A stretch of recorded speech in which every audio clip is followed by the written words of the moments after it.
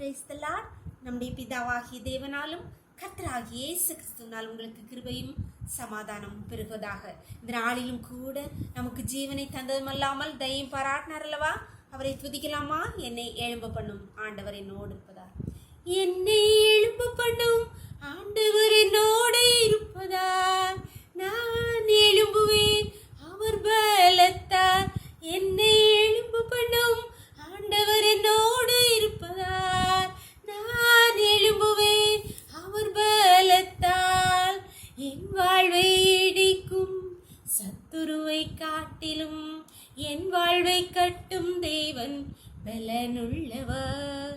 என் வாழ்வை இடிக்கும் சத்துருவை காட்டிலும் என் வாழ்வை கட்டும் தேவன் பலனுள்ளவர்.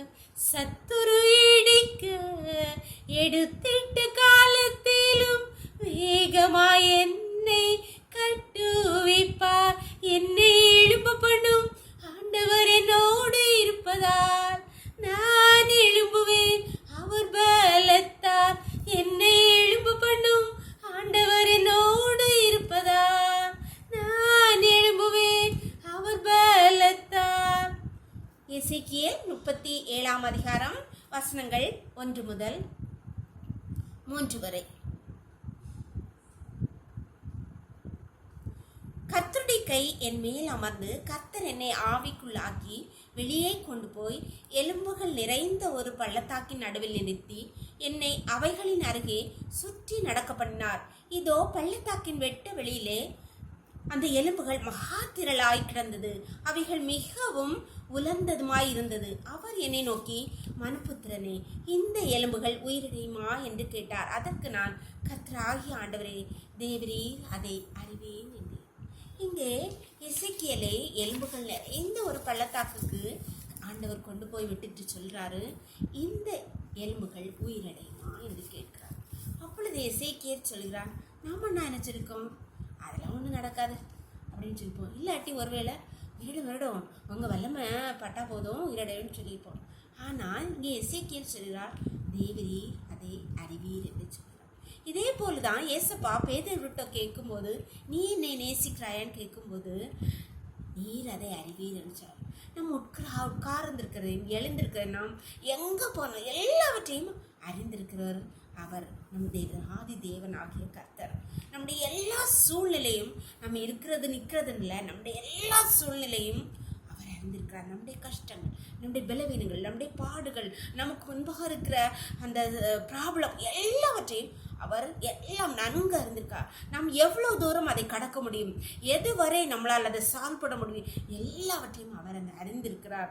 அவர் அதனால தான் கேட்கிறார் நம்ம பார்த்து, இப்படிப்பட்ட பிரச்சனையோடு கவலையோடு கண்ணீரோடு பாடுகள் நிறைந்த மத்தியிலே உயர்ந்த எலும்புகள் மத்தியிலே இருக்கிற உங்களை பார்த்து கேட்கிறார், இந்த எலும்பு உயிரடையுமா இருக்கிறார். இந்த பிரச்சனை தீர்வாகுமா, சால் ஆகுமா, இந்த பலவீனம் நீங்குமா, இந்த கஷ்டம் போகுமா இப்படின்னு ஆண்டவர் உங்கள்கிட்ட ஒரு கேள்வி கேட்டால் நீங்கள் என்ன பதில் சொல்வீங்க? கர்த்தர்கிட்ட நீங்கள் எல்லாத்தையும் அறிவீங்கப்பா, எல்லாத்தையும் நான் உங்கள்கிட்ட தந்திருக்கேன், உங்களால் எல்லாம் முடியும். நம்முடைய இறுதி வரை அறிந்தவர் அவர், ஆதியும் அந்தவும் அல்பாவும் மேகமானவர், எல்லாவற்றையும் அறிந்திருக்கார்.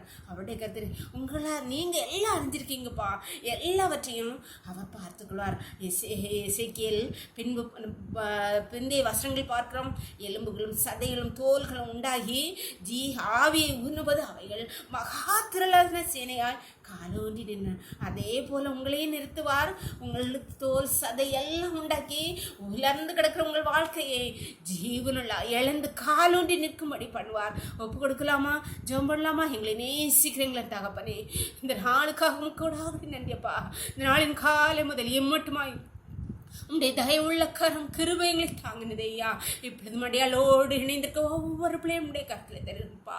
உலர்ந்து போன வாழ்க்கையிலே உலர்ந்து போன எலும்புகளாக இருக்கிற ஒவ்வொரு பிள்ளைகளையும் பார்த்து இந்த எலும்பு உயிரடைமா என்று கேட்குறீங்களேப்பா. நீங்கள் எல்லாவற்றையும் அறிஞ்சிருக்கீங்கப்பா. ஒவ்வொரு பிள்ளைகளுடைய வாழ்க்கையும் நரம்புகளையும் எலும்புகளையும் சதைகளையும் உண்டாக்கி ஆவி ஊதி கர்த்தாவே பிள்ளைகளை மகா பெரிய சேனையை காலொன்றி நிற்க பண்ணுவீராக கர்த்தாவே. உலர்ந்து போனவர்கள் வாழ்க்கையை உயிரடை செய்யுங்க தகப்பரே. உம்முடைய கருத்திலே ஒவ்வொரு பிள்ளைகளையும் தாழ்த்தி தருகிறோம். இந்த ரோக்களை மூடி மறைச்சுக்கோங்க. சகல துதியும் கனமும் வல்லமையும் பலனும் ஞானமும் எங்கள் தேவன் ஒருவருக்கே செலுத்துகிறோம். இயேசுவின் மூல ஜெபங்கள் நல்ல தந்தையே. ஆமீன் ஆமீன். God bless you. கர்த்தர் உங்களை ஆசீர்வதிப்பாராக.